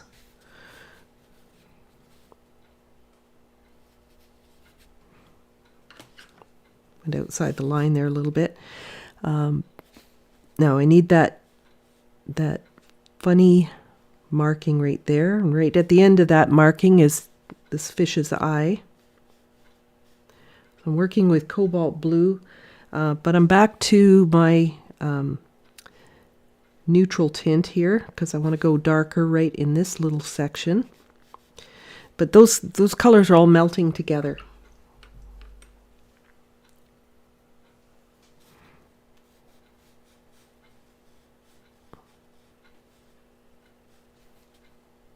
Get up on the tiptoe of this brush just to get into those little tucked in points, that sort of thing. And back to more of the blue around the eye here.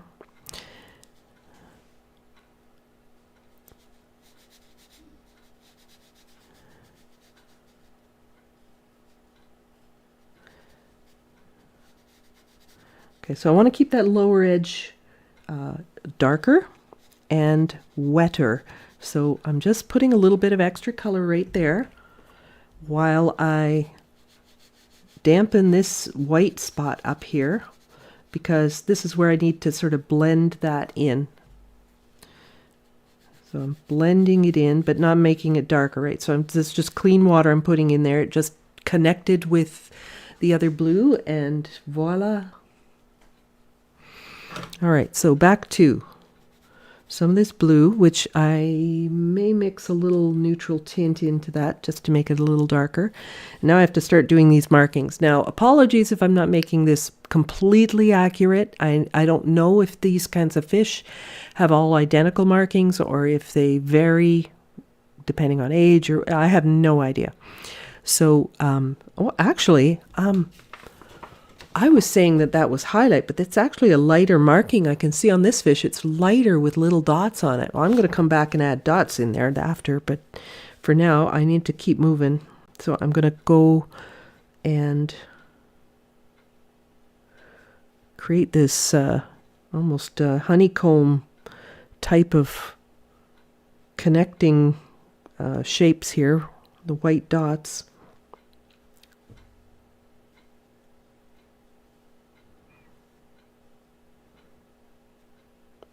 The markings on some of these fish are absolutely fascinating. The patterning of nature is so cool.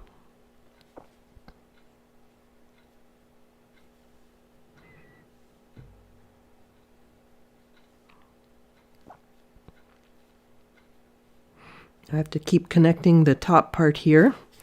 I can't just abandon it. I have to make sure I keep this edge, this wet edge here. I have to keep that going.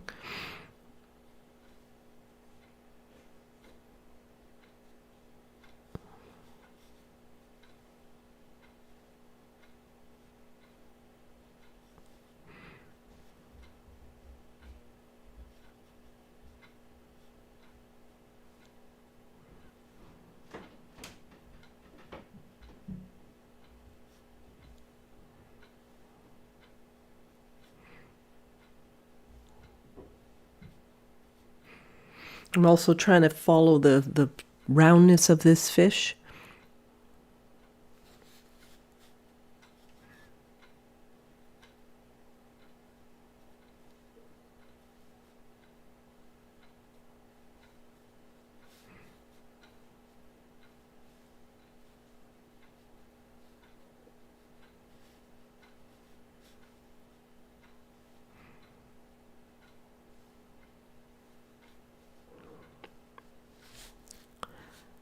Just takes a little concentration to try and get this these shapes correct.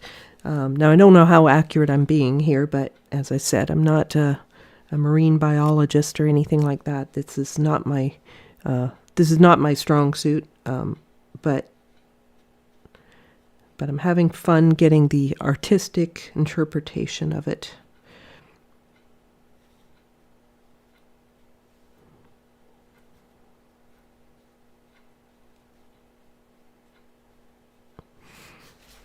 I know I did that incorrectly, but we'll go on with it, okay?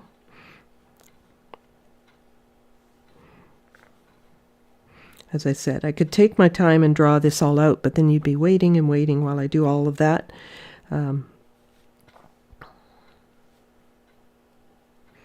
Each of these little intersections gets kind of rounded out, if you know what I mean, but there's no sort of corners anywhere. It's kind of like the circle goes in like this, and then you fill in any of the gaps.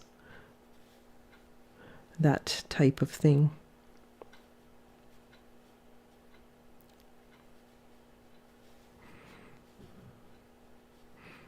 I have to do this all over again on the other fish. But, okay, so it seems like under the bottom here, the black lines start getting thicker. Or the dark lines. They're not black. They're kind of a dark, almost blue color. So I have to go a little bit thicker with some of this.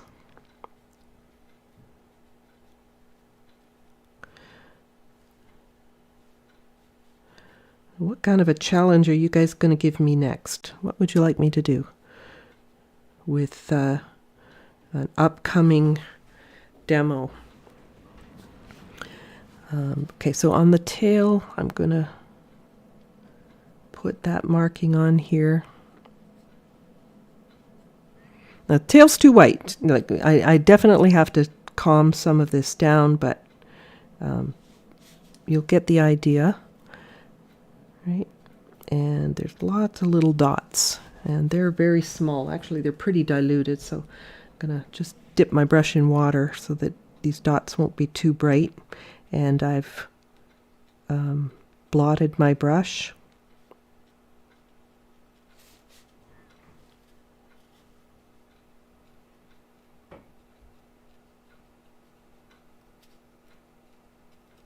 Little tiny dots. I don't even know if they're showing up on the camera, but that's kind of what I'm going with. And this poor fish has no fins as yet, but I'll come back to that when I get the other one completed.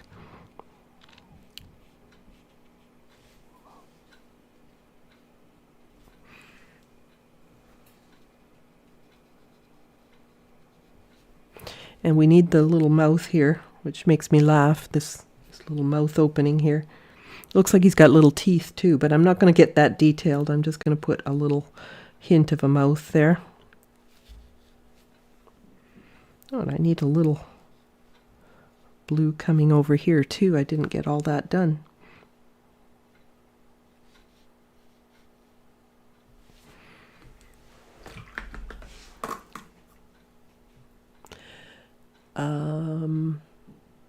There's a white marking on the top of the clownfish.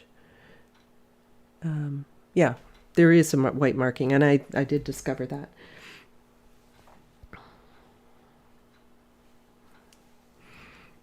Just gonna get a little more color here, and there we go. Okay, so that guy's starting to look okay. And I still have to add the fins on, but as I said, I'm going to go ahead and finish the other fish before I complete that. Oop, hairs.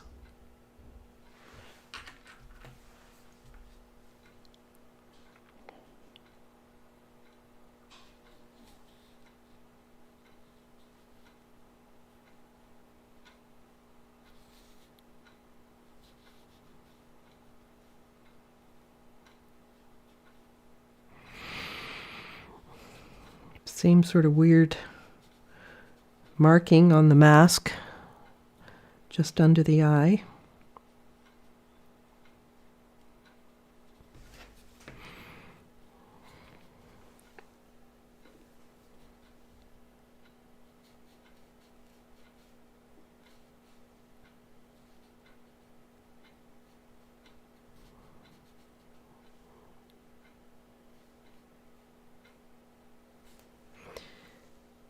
And I'll just use plain neutral tint. Ooh, big blob of it there. That's not going to do.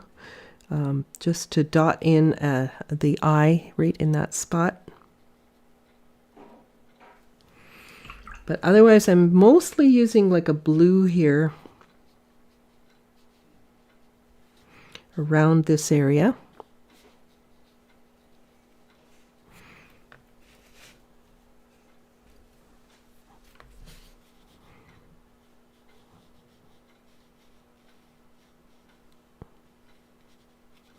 I know that there's a couple of sort of small markings there. I will lift those out because they're looking soft compared to the other patterning.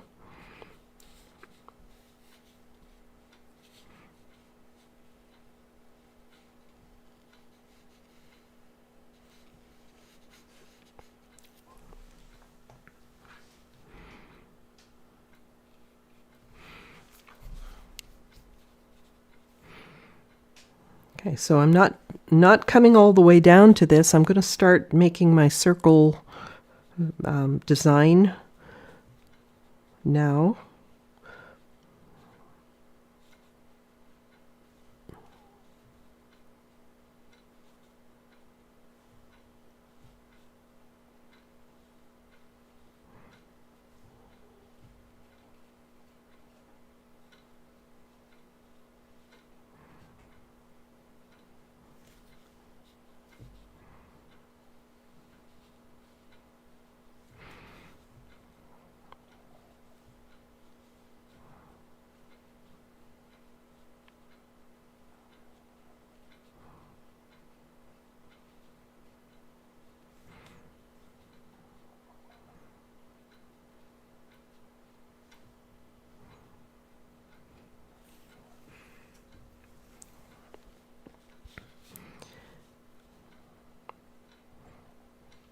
So that shading that I put underneath there is helping that to feel round. It's something I'm going to add in before I start putting the pattern on. I'm just going to soften this edge just a little bit here. And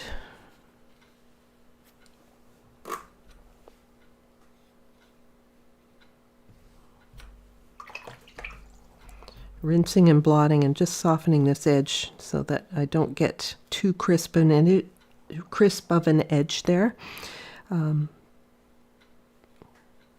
Just sort of fade to white at the top, or fade to clean water at the top. Then I'm going to continue with my circles.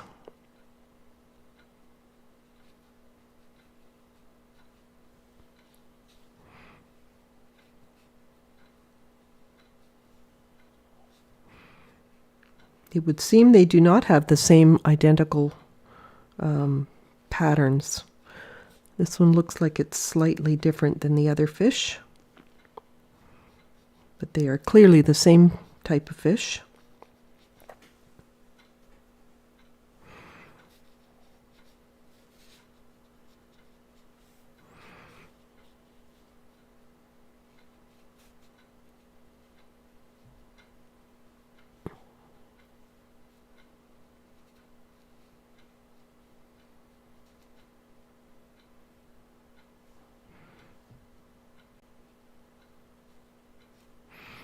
I remember as a kid I used to have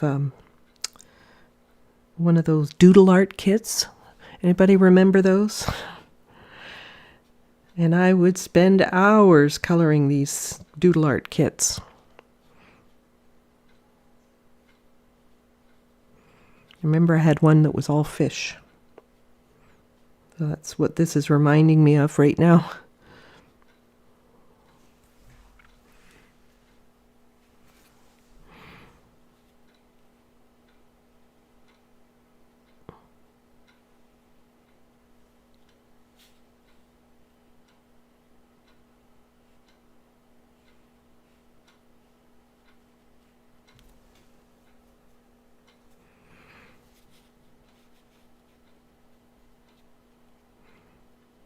They used to have all kinds of them.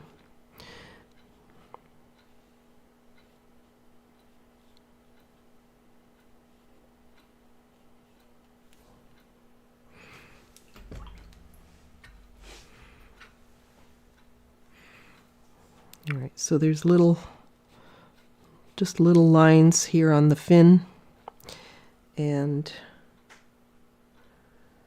there's a very dark marking right along the back. I guess this guy has it too. And I did say I would use some white paint, so that's why we don't see fins yet.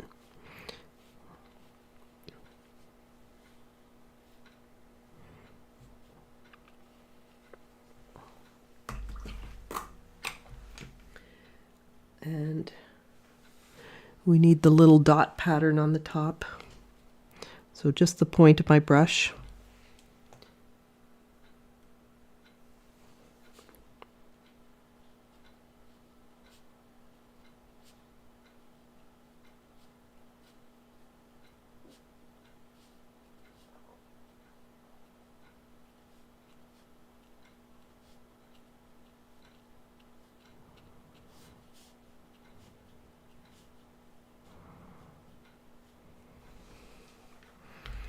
Continue on with some of this blue on the, I've forgotten what it's called already, but this type of fish down here at the bottom.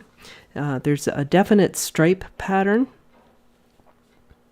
First I'll put the dark marking in so I don't get lost where I am.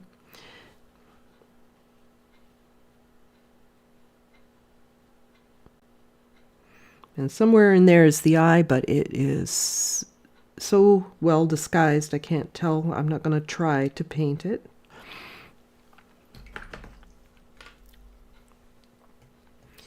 And these markings aren't that strong, so I don't want to go with a really heavy color here. I want to keep it fairly diluted.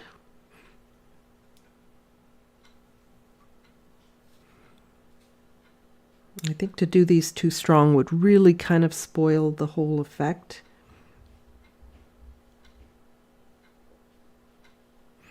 Kind of an S shape here. Now I'm not going into the yellow with this blue patterning here.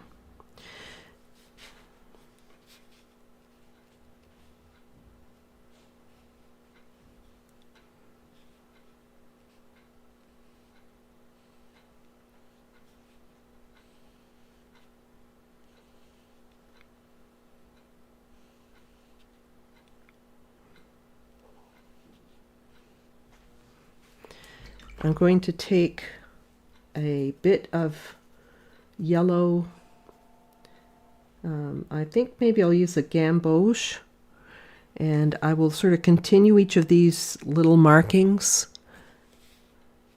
into the yellow, and then they just kind of fade, right? So just let them fade right off.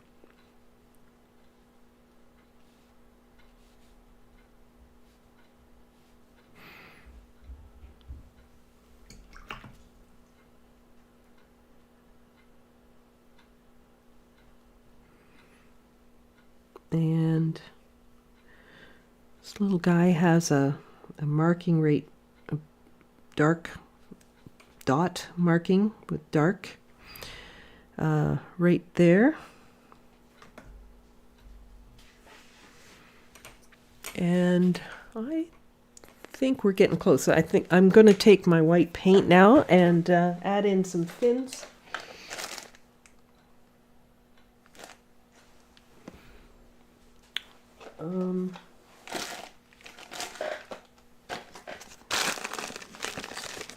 Not seeing my white paint. Hang on a second.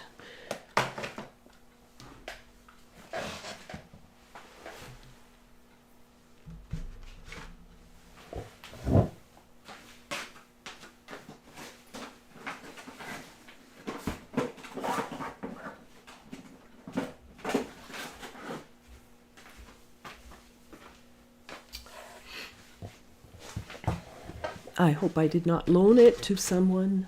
I might have. All right, so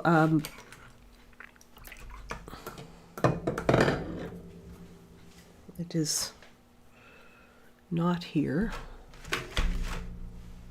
that I can see, but I think I might have more. Just one second.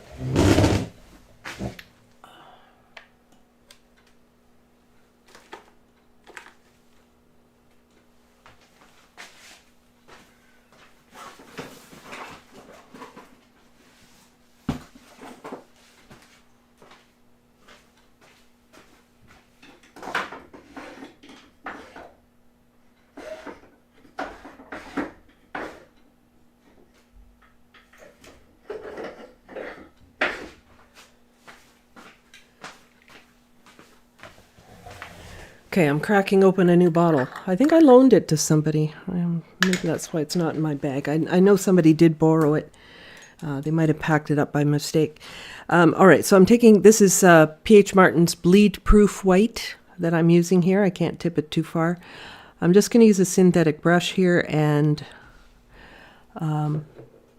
paint like a ghost type of version on this. So just dilute that, and I'm looking at the shape of the fin here, and it is, sorry to keep you waiting there,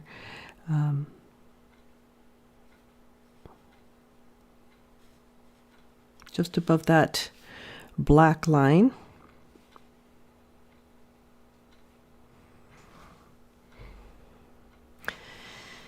We also have a thin version of this on the side. Now I'm going to take my paper towel and blot this so that it's not so stark. And that by the time that dries, it will feel like it's very translucent. I'm going to do the same thing with this little fin here on the side, most of which you won't even see because it's got the white behind it.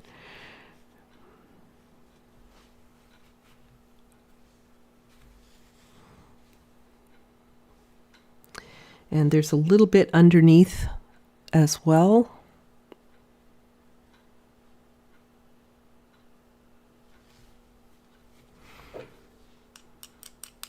If I use the white full strength, this would be far too harsh looking.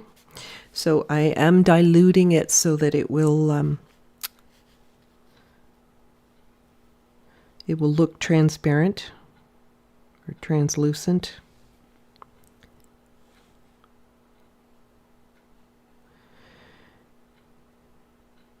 And this is when I think sometimes using white is really helpful. But I'm going to put a little side fin here.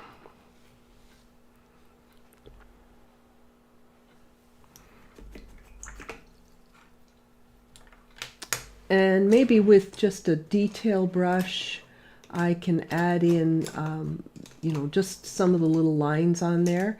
And that's not the one I was looking for, but it'll do. So I can go a little thicker color here. Just make sure it's dry before I paint that on there.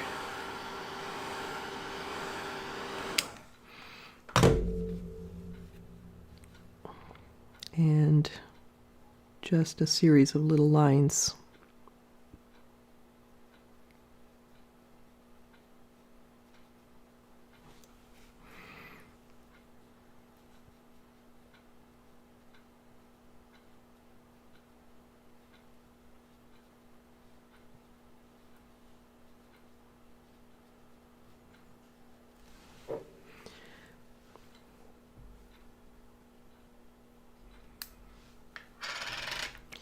And I will put some in the side fin as well. And, these are all the finishing touches. If you want to put a little glint in the eye, well, go for it.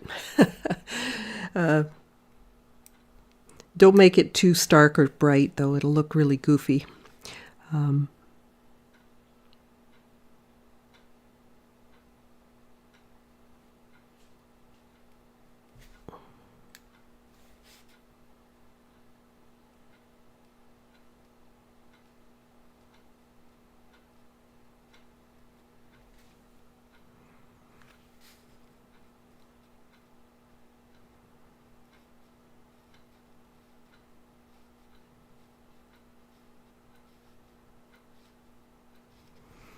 Okay. There's a little bit of turquoise right on the tail of this fish, so I'll just take a little bit of that cerulean blue and just paint a little bit right on the edge. Might not show us so well there, but I can also take and mix a little white with it if I need it more opaque to show up better. So there. So I was able to add something on there that otherwise wouldn't have shown up, right?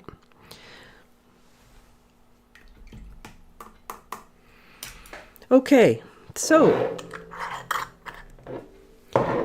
I'm going to zoom out so you can see all of this. Let me get rid of the reference, since that I actually will zoom out and then I'll get rid of the reference, because I want you to see how much I've transformed the original. I've taken all the ideas out of it, but I did make it my own. I decided to move a fish. I decided to add in the ocean in behind and that sort of thing. So all of these things add up to something that feels a little bit more cohesive and works better as a composition. So let me turn off the image here. There we go. Not that that helped a lot, but now you see the painting standing on its own, and I think that that's important. So why don't I just pull off this tape, because of course that's always the most gratifying part, while I scan for any questions I may have overlooked. And if you've asked a question earlier and I haven't answered it, if you wouldn't mind just copying it again in the chat right now, then I won't miss it for sure. I tried to catch them as I was going along, but I'm doing the tech and I'm doing the painting and reading all at the same time. It's a little tricky. It's easy to miss stuff. Okay, so a spirograph. Yes, I used to have one of those too. Some of my favorite kid toys, right? Spirograph and Etch-a-Sketch and doodle art, all of those things. Yeah, I think I was destined to be an artist because those are all my favorite toys.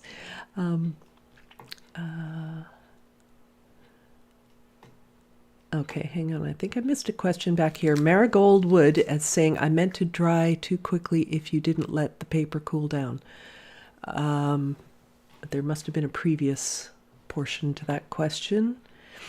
But I presume you mean like, why am I not painting immediately? I have to let the paper cool down so it doesn't, like if you spray water on a hot car, it's not going to, it's just going to evaporate right away. So you do need to let the paper cool down. You don't want it to dry too quickly. Now, at this point, if you got to this stage and you felt, oh my gosh, you know what? I think I'd like these fish to stand out even more. Well, you could do a little bit, like, see, we've got a lot of pattern here that's very similar. I could come in and dampen an area and add a little bit more neutral tint, for example, in that area to help separate the fish from that similar contrast in the background. So if I dampen all of this, for example, so I've just dampened all that area. I didn't move any of the paint around, I just dampened it.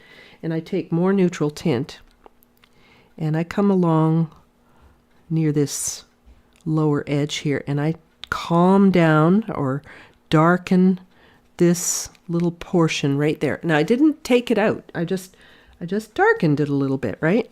So that you have a little bit more contrast right there where it helps the fish stand out more. So now that fish is already standing out a little bit more.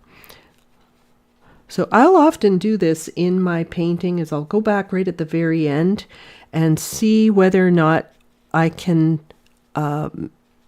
make things even more visible, that I want visible. push back things I don't want visible, that sort of thing. But the idea, I have to wet these areas before I paint them so that I don't get hard edges. That's so important, because if you go in there and all of a sudden you've got all these hard edges, it is not going to fit correctly at all. It's going to look very out of place, and it'll be even more confusing. So you do have to be careful of that sort of thing. So I got to dampen this if I'm going to add anything in here. Now, I don't mean to imply that you need to darken all around your fish. That's going to look very strange. But if there was something you needed to add, now that you see the fish in there and you see how they're acting together, the background with the fish, you might decide, oh, I need a little bit more of this or that. And so I'm going to make sure that if I'm doing anything like that, I am dampening it first, as I did with the original background. Okay. I don't think I need to do too much more there. I think I'm pleased enough with the way this has turned out. I probably would take a little bit of time, lift out a little bit more of the highlights on this to make this feel a little bit more textured. I would lift out a bit more there and just take my time doing that. So I'm lifting out the lighter areas, some of the lighter areas. I'm trying not to do all of them, but some of the lighter areas in the I'm calling it brain coral. I don't know if it's brain coral. It kind of looks that way to me, but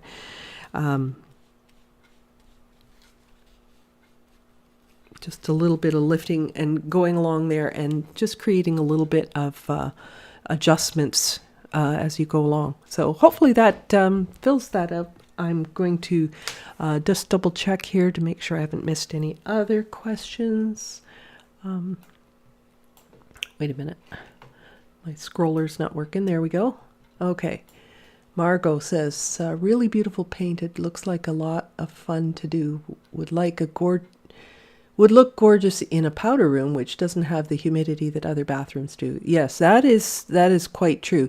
This would suit a bathroom quite nicely, but not one with a shower. You don't ever want to hang your hot watercolors in a room that's going to have all that humidity.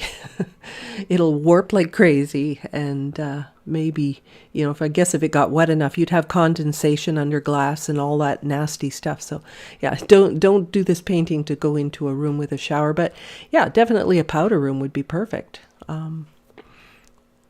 Thanks. Yes, that was basically my question, was immediately before the part you read. Okay. Yep. Thank you. Would love to see a demo on the way you use colors and your palette, such as colors you are trying out and your mixes. Yeah, a little bit about color mixing theory and that sort of thing. I started off with way more colors than I have now.